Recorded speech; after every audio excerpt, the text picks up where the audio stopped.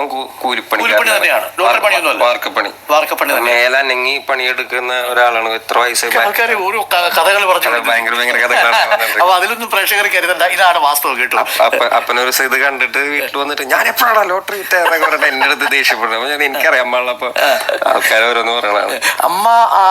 അമ്മ പക്ഷേ ഈ വോയിസ് ഓഫ് വോയിസ്ലെസ് കഴിഞ്ഞ് 2 വർഷം കഴിഞ്ഞിട്ടാണോ അമ്മ വിട്ടുപോകുന്നത്? ഇല്ല, വാ എന്ന് പറഞ്ഞ ട്രാക്ക് ഇറങ്ങിയിട്ട് ഒരു 2 വർഷം അല്ലേ? ഞാനൊരു യൂട്യൂബില് വേടൻ തന്നെ പറയുന്നത് കേട്ട് അത്ഭുതപ്പെട്ടു പോയി. വേടന്റെ ആ പഴയ കുട്ടിക്കാലം എന്ന് പറയുന്നത് ഒരു സിനിമാറ്റിക് അമ്മ സ്റ്റൈലിലുള്ള കുട്ടിക്കാലം, അല്ലെങ്കിൽ നമുക്ക് എല്ലാവർക്കും ഉണ്ട് എന്ന് നമ്മൾ പൊതുവെ ധരിച്ചിരിക്കുന്ന ഒരു കുട്ടിക്കാലോ, അങ്ങനെ ഒരു അമ്മ അച്ഛൻ അങ്ങനെ ഒരു സങ്കല്പമൊന്നും വേടൻ ഉണ്ടായിരുന്നില്ല എന്ന് പറഞ്ഞിട്ട് കേട്ടിട്ടുണ്ട്. അതേ സിനിമയിൽ മോനെ ഉണ്ണി നീ ഭക്ഷണം കഴിച്ചോടാ എന്ന് പറഞ്ഞ് പിന്നാലെ പോയി ചോറ് കൊടുക്കുന്ന ഒരു അമ്മയുടെ സങ്കല്പം ഉണ്ടല്ലോ. അപ്പൊ അങ്ങനെയുള്ളൊരു അമ്മയല്ല വേടന്റെ മനസ്സിലുള്ളൊരമ്മ. അതെങ്ങനെയുള്ളൊരു അമ്മയായിരുന്നു വേടന്റെ ഒരു അനുഭവത്തിലുള്ളൊരമ്മ?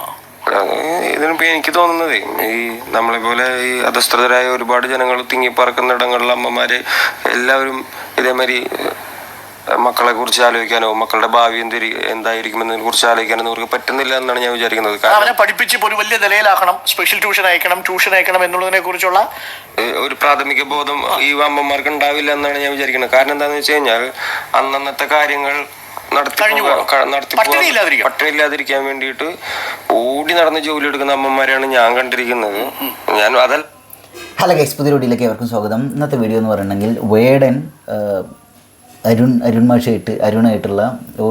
അരുണല്ലേ, അപ്പോൾ മൂപ്പരായിട്ടുള്ള ഒരു ചിറ്റ് ചാറ്റ് റിപ്പോർട്ടർ TV ഇന്നലെ അവർ കാണിച്ചിട്ടുണ്ടായിരുന്നു. അപ്പോൾ അതിൽ വേടൻ അമ്മേനെ കുറിച്ച് പറയണ ഒരു എപ്പിസോഡുണ്ട്. അപ്പോൾ അത് വേടൻ്റെ അമ്മ എന്ന് പറയുന്ന വ്യക്തി പല വീടുകളിലും അടുക്കളപ്പണിയൊക്കെ എടുത്തിട്ടുള്ള അങ്ങനെ ഒരു സ്ത്രീയായിരുന്നു.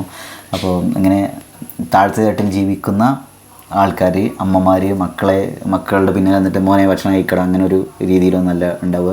അവർക്ക് അതിനെക്കുറിച്ച് ആലോചിക്കാനോ അവർക്ക് സ്പെഷ്യൽ ട്യൂഷൻ കൊടുക്കാനോ മക്കൾ പഠിച്ച് വലുതായി അങ്ങനെയൊന്നല്ല അവർ ചിന്തിക്കേണ്ടായിരിക്കാം എന്നുള്ള സംഗതി പറയുന്നത്. അല്ല കേസ്, നിങ്ങളുടെ അഭിപ്രായം പറയട്ടോ. ഇങ്ങനെ താഴ്ത്തട്ടുള്ള ആളുകൾ കുട്ടികൾക്ക് ഇങ്ങനെ ഭക്ഷണം വാരി കൊടുക്കില്ല ഇങ്ങനെയൊക്കെ പറയുമ്പോൾ നിങ്ങൾക്ക് ഇങ്ങനെയുള്ള അനുഭവങ്ങൾ ഉണ്ടായിട്ടുണ്ടോ? ഞാൻ ഇങ്ങനെ കാര്യങ്ങളൊക്കെ കേട്ടിട്ടുണ്ട് കേട്ടോ. അപ്പോൾ നമ്മുടെ ലൈഫിലും പലപ്പോഴും ഇങ്ങനെയൊക്കെ തന്നെ ഉണ്ടായിട്ടുള്ളത്.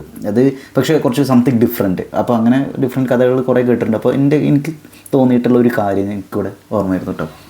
അതായത് 2 പയ്യന്മാരാണ് ഒരു വീട്ടിൽ, 2 പയ്യന്മാർ, കുഞ്ഞു പയ്യന്മാർ. അതിലെ അമ്മ അച്ഛൻ ഫുള്ള് കള്ളുപിടിച്ച് വന്നിട്ട് രാത്രി സമയത്ത് മക്കളെ എടുത്തിട്ട് തല്ലും, അമ്മേനെ കഴുത്തിന് കുത്തിപ്പിടിച്ചിട്ട് ചുമരിനോട് ചേർത്ത് പിടിച്ച് ശ്വാസം മുട്ടിക്കും, അതേപോലെ ചോറൊക്കെ എടുത്ത് വലിച്ചെറിയും, ഛർദ്ദിക്കും. ഈ ഛർദ്ദിച്ചും ഇതൊക്കെ ഈ പയ്യനാണ് കോരിക്കളയുക. അപ്പം അച്ഛൻ ഒരു തരത്തിലും സ്വൈര്യം തരില്ല. അങ്ങനെയൊക്കെ അവസ്ഥയാണ്. അപ്പോൾ അമ്മ രാത്രി സമയത്ത് അച്ഛനെ പീഡിപ്പിക്കപ്പെടുമ്പോൾ ഉണ്ടാക്കുന്ന ശബ്ദങ്ങൾ ഇതൊക്കെ കേട്ടിട്ടാണ് ഈ പയ്യൻ വളർന്നു വന്നിരുന്നത്. ഈ പയ്യൻ്റെ അവസ്ഥ എന്താണെന്ന് വെച്ചിട്ടുണ്ടെങ്കിൽ ഇവന് ഇതൊക്കെ കണ്ടും കേട്ടിട്ട് ഇവൻ ഇമോഷണലി സ്റ്റക്കായ ആയിരുന്നു. അപ്പോൾ എന്താ അവസ്ഥ വെച്ചാൽ ഇവനിത് സഹിക്കാൻ പറ്റില്ല, ഇങ്ങനെ അവസ്ഥയാണ്. അപ്പോൾ ഇവനൊരു അനിയനും കൂടി ഉണ്ടായപ്പോൾ ഇവന് അല്ലെങ്കിൽ തന്നെ സ്നേഹം കിട്ടണില്ല. ഇവൻ വളരെ സെൻസിറ്റീവായൊരു പയ്യനായിരുന്നു. അപ്പോൾ ഫീലിംഗ് ടൈപ്പ് ഒരു പാവം പയ്യൻ. അപ്പോൾ ഇവനൊരു അനിയനും കൂടി ഉണ്ടായപ്പോൾ അമ്മ അനിയനെ നീ നോക്കണം എന്നൊക്കെ പറഞ്ഞിട്ട് അങ്ങനെ ഉത്തരവാദിത്വം കൂടി ഇവനിൽ കൊടുക്കുകയാണ്. അപ്പോൾ ഇവന് തോന്നുകയാണ് അല്ലെങ്കിൽ തന്നെ ഇവന് കെയർ കിട്ടുന്നില്ല. ഇവനെ ചെറിയ കുട്ടിയായിട്ടാണ് കരുതുന്നത്. പക്ഷേ എന്താ കരുതുന്നത് വെച്ചാൽ അങ്ങനെ ചെറിയ കുട്ടിയോടുള്ള കെയർ വീട്ടിൽ നിന്ന് കിട്ടുന്നില്ല. അപ്പോൾ അനിയനോട് സ്നേഹമാണ്. അപ്പോൾ ഇതിൻ്റെ ഒരു കുശുമ്പോനും എപ്പോഴും ഉണ്ടായിരുന്നു. ഇവൻ കളിക്കാൻ പോകുമ്പോൾ ഇവൻ്റെ കൂടുതലുള്ള ആളുകളൊക്കെ ഇവനെ പരിഹസിക്കുമ്പോൾ ഹൈറ്റ് കുറവാണ്, ഇപ്പം കറുത്തിട്ടാണ് എന്നൊക്കെ പറഞ്ഞിട്ട് ഇവനെ കണ്ട എലിയെ പോലെ ഉണ്ട് എന്നൊക്കെ പറഞ്ഞ് അങ്ങനെയൊക്കെ കളിയാക്കും. അപ്പോൾ ഇവന് ഓപ്പണായിട്ട് ചിരിക്കാൻ പറ്റില്ല. കാരണം ഉള്ളിൽ എപ്പോഴും പേടിയാണ്. വീട്ടിലത്തെ അവസ്ഥകൾ വെച്ച് വീട്ടിൽ അച്ഛൻ കച്ചറ ഉണ്ടാക്കുമോ, രാത്രി ഉറങ്ങാൻ പറ്റുമോ, രാത്രി ചെയ്ത് കൊളത്തിലെ ഒരു അമ്മേനെ അച്ഛൻ തല്ലുമോ, അങ്ങനെയുള്ള കുറേ കാര്യങ്ങൾ അമ്മയുടെ ഈ കരച്ചിലൊക്കെ ഇവൻ്റെ മൈൻഡിൽ കിട്ടും. ഭയങ്കര പേടിയാണ്. അപ്പോൾ ഇവൻ നല്ല അടുത്ത സുഹൃത്തുക്കളൊന്നുമില്ല. ഇവനാണ് ഭയങ്കര സെൻസിറ്റീവാണ്, ഭയങ്കര പേടിത്തോണ്ടിരാണ്, ഇങ്ങനെയൊക്കെ അവസ്ഥയാണ്. അപ്പോൾ ഇവൻ്റെ അമ്മ ഇവൻ്റെ പിന്നാലെ വന്നിട്ട് മോനെ ഈ ഭക്ഷണം കഴിച്ചു അങ്ങനെയൊന്നും ചോദിക്കൂല. അത് അമ്മ കുറ്റക്കാരിയാണ് നല്ല തെറ്റുകാരിയാണ് നല്ല ഞാൻ പറഞ്ഞു വരുന്നത്. അവരുടെ ഒരു ലൈഫ് അങ്ങനെയായിരുന്നു. അപ്പോൾ ഇവൻ എല്ലാ ദിവസവും ഇങ്ങനെയായിരുന്നു. ഇതിങ്ങനെ പേടിച്ച് നമ്മുടെ ഏകദേശം ലൈഫ് ഇങ്ങനെയായിരുന്നു കേട്ടോ. കുട്ടിക്കാലത്തുള്ള കാര്യം പറയുമല്ലോ, ഇങ്ങനെയൊക്കെ തന്നെയായിരുന്നു. പക്ഷേ ഈ കംപ്ലീറ്റ് ഇങ്ങനെയല്ല, അതിൽ ഒരു ചെറിയൊരു വ്യത്യാസമുണ്ട്. അപ്പോൾ ഇവിടെ പറഞ്ഞൊന്ന് ഇങ്ങനെ ചെറുപ്പത്തിൽ കെയർ കിട്ടാണ്ട് വളർന്നു വരുന്ന മക്കളുണ്ടല്ലോ, അപ്പോൾ അവരുടെ ഇങ്ങനെയുള്ള കുറേ കാര്യങ്ങൾ, ഞാൻ കേട്ട കുറച്ച് കഥകൾ, ഞാൻ കണ്ട കുറച്ച് കാഴ്ചകൾ, നമ്മുടെ പേഴ്സണൽ അനുഭവങ്ങളൊക്കെയാണ് ഇത് കണ്ടപ്പോൾ എനിക്ക് തോന്നിയത്. അപ്പോൾ വേടൻ ഇങ്ങനെ പറയുന്നുണ്ടാവും, ഇതിൽ വേടൻ്റെ അമ്മ എന്നിട്ട് മരിച്ചു. വേടൻ്റെ അമ്മയ്ക്ക് വേടനോട് ഭയങ്കര സ്നേഹമായിരുന്നു. നമ്മുടെ സ്നേഹം കിട്ടാത്ത കുട്ടികളും ഉണ്ട്. അപ്പോൾ ഇതൊക്കെയാണ് എനിക്ക് ഓർമ്മ വന്നത്. അതും ഒരു വീഡിയോ ചെയ്യുന്നു മാത്രം.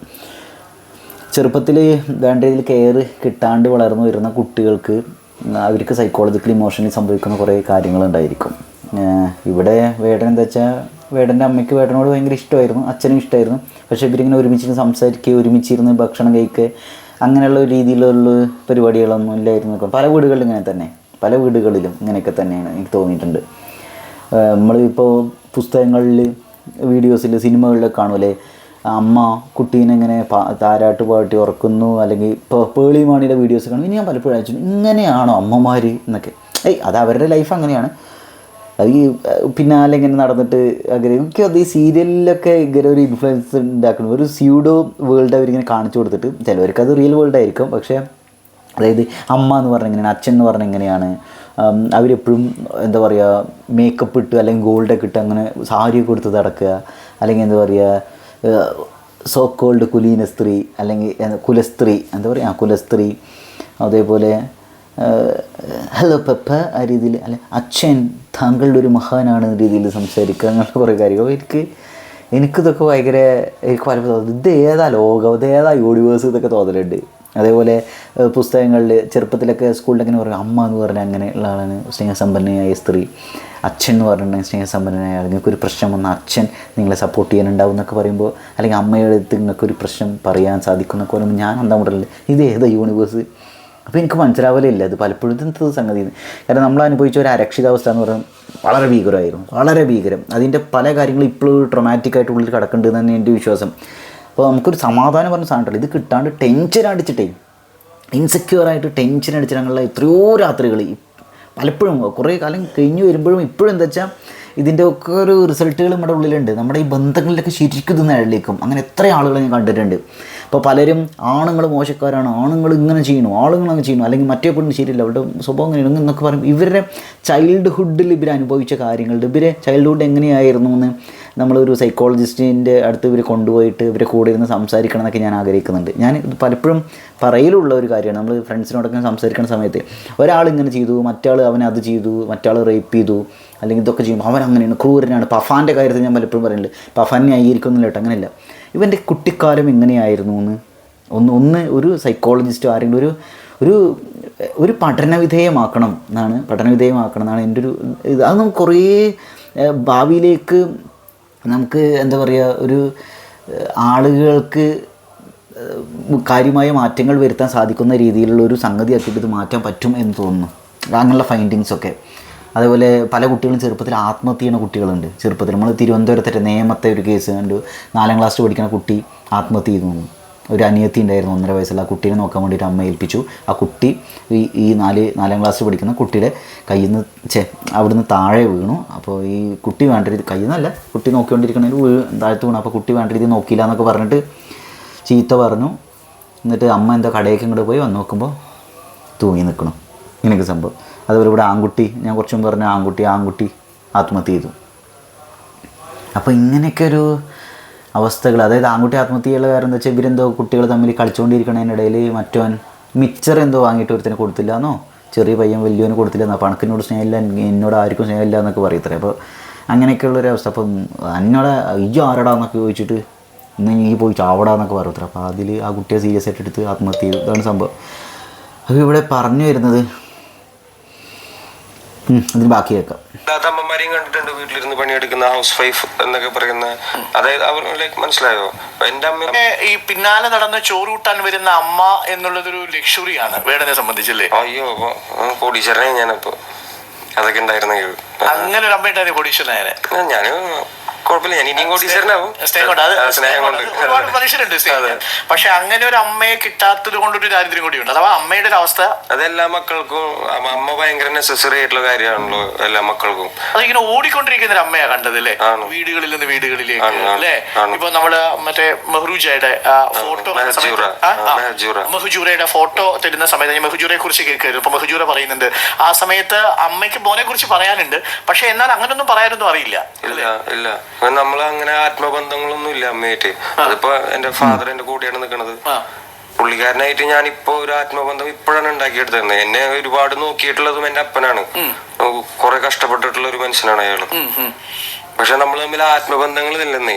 സ്വകാര്യ നിമിഷങ്ങൾ ചെലവാക്കുക, ഒരുമിച്ചിരുന്ന് ഭക്ഷണം കഴിക്കുക, ആ ഒരു കൾച്ചർ ഈ പറയുന്ന സമൂഹത്തിനകത്ത് ഒരു ടിപ്പിക്കൽ സാധാരണ മലയാളിയുടെ കുടുംബത്തിൽ കാണണമെന്ന് അവർ ആഗ്രഹിക്കുകയോ സ്വപ്നം കാണുകയോ സിനിമാ ഫ്രെയിമിൽ കാണുകയോ ചെയ്യുന്ന ഒരു അച്ഛൻ അമ്മ ഇങ്ങനെ ഒരുമിച്ച് കിടന്ന് ഒരേ പുതപ്പിന്റെ കീഴിൽ ഉറങ്ങി രാവിലെ എഴുന്നേറ്റ് പഠിപ്പിച്ച് അല്ലേ, അങ്ങനെ പോകുന്നൊരു ബാല്യം ഉണ്ടായിരുന്നില്ല. അതുകൊണ്ടൊരു ചെറിയ നഷ്ടവും സംഭവിച്ചിട്ടുണ്ട്. അതൊന്ന് ഈ പറയുന്ന രീതിയിൽ അങ്ങനെ സ്കൂളിലേക്കൊക്കെ പോയി പഠിച്ച് ഇങ്ങനെ വരണം എന്നുള്ളത്. രണ്ടാമത്തത് ചില ശീലങ്ങളുടെ കാര്യത്തിലും അങ്ങനെ വഴികാട്ടാൻ ആരും ഉണ്ടായിരുന്നില്ല. അത് എനിക്ക് ഏറ്റവും കൂടുതൽ റിഗ്രറ്റ് ഉള്ള ഒരു കാര്യം കൂടിയാണ് അത്. അതായത് 13ാമത്തെ വയസ്സ് മുതൽ എന്തോ വേടൻ കഞ്ചാവ് ഉപയോഗിച്ച് തുടങ്ങി. അത് തെറ്റാണെന്ന് പറഞ്ഞുതരാൻ ആരും ഉണ്ടായിരുന്നില്ല.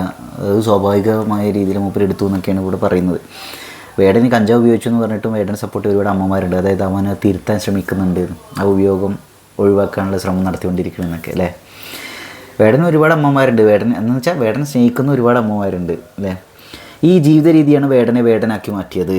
നല്ലൊരു അച്ഛനും അമ്മയും ഉണ്ടാവുക, അങ്ങനെയുള്ളവരുടെ മക്കളായി ജനിക്കുക എന്നതൊരു ഭാഗ്യമാണ്. എനിക്കും അത് കിട്ടാതെ പോയി.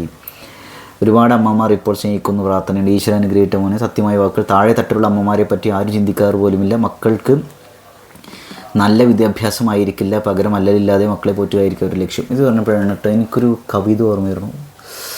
ഏതൊരു ലാഡറൊക്കെ വെച്ചുള്ള, അതായത് ജീവിതം എന്ന് പറയുന്നത് ഒരു കോണി പോലെയാണ്, ചവിട്ട് കോണി പോലെയാണ്, വളഞ്ഞ കോണി പോലെയാണ്. എപ്പോഴോ ഞാൻ വായിച്ചൊരു സാധനമാണത്. അപ്പോൾ അത്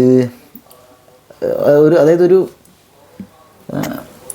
കറുത്തുവർഗ്ഗക്കാരി ഒരു അമ്മ മകനെ ഉപദേശിക്കുന്നത്, മോനെ നമ്മുടെ ജീവിതം കല്ലുമുള്ളു നിറഞ്ഞതാണ്, വളരെ കഷ്ടപ്പാടുണ്ടായിരിക്കും, അപ്പോൾ കുപ്പിച്ചില്ലുകളൊക്കെ നിറഞ്ഞ പോലുള്ള വഴികളായിരിക്കും നമ്മുടെ വഴികളുണ്ടായിരിക്കുക എന്നൊക്കെ പറഞ്ഞുള്ളൊരു സാധനമാണത്. ഇപ്പോൾ അങ്ങനെയാണ്. അപ്പം അങ്ങനെയുള്ള രീതിയിൽ, അപ്പോൾ അങ്ങനെയുള്ള അമ്മമാർക്ക് ഈ പറയുന്ന മാതിരി സോഫ്റ്റ് ഇമോഷൻസ് എക്സ്പ്രസ് ചെയ്യാൻ പലപ്പോഴും പറ്റണമെന്നില്ല. അവർ എക്സ്പ്രസ് ചെയ്യുന്നത് വേറെ രീതിയിലായിരിക്കും. അതേപോലെ 100 സിംഹാസനങ്ങൾ എന്നുള്ള നോവൽ വായിച്ചുള്ളവർക്ക് മനസ്സിലാക്കും, അതിലെ അമ്മ എന്ന് പറഞ്ഞാൽ വേറൊരു രീതിയിലുള്ള ഒരു അമ്മയാണത് അല്ലേ ആ വ്യക്തി. ഒരുപാട് അമ്മമാരുടെ സ്നേഹം ഇപ്പോൾ വേടനുണ്ട്. വിഷമിക്കരുത്, ധൈര്യമായി മുന്നോട്ട് പോകുക. നമസ്കാരം വേടൻ, നിങ്ങളെ രാവിലെ കണ്ടപ്പോൾ തന്നെ മഴയാണെങ്കിൽ നെഞ്ചിൽ പെട്ടെന്ന് ചൂട് വന്നു. നിങ്ങളൊരു ഫയറാണ്. ഞാൻ കോടീശ്വരനാകും ഇനിയും സ്നേഹം കൊണ്ട്, അതാണ് വേടൻ. പണമാണ് വൃത്തിയായി നടക്കാൻ സിനിമാ സ്റ്റൈലിലുള്ള അച്ഛനമ്മമാരെ സൃഷ്ടിക്കുന്നത്. ഇത് എനിക്കും പലപ്പോഴും തോന്നിയിട്ടുണ്ട് കേട്ടോ. ഒരു നേരത്തെ ആഹാരത്തിന് വേണ്ടി ഓടുന്നവന് വിശപ്പാണ് മുഖ്യം. വിശപ്പ് മാത്രമല്ല, വേറെ പലതും മുഖ്യമാണ്. മെൻ്റൽ ഹെൽത്ത് വളരെ ഇമ്പോർട്ടൻ്റ് ആണ്. മെൻ്റൽ ഹെൽത്ത്, ഇമോഷണൽ ഹെൽത്ത്, കാശ്, ഇത് മൂന്നെണ്ണം അടിപൊളിയാണെങ്കിൽ തന്നെ കുറച്ചുകൂടിയൊക്കെ ലൈഫിൽ ഒരു സ്ട്രക്ചർ വരും തോന്നണം.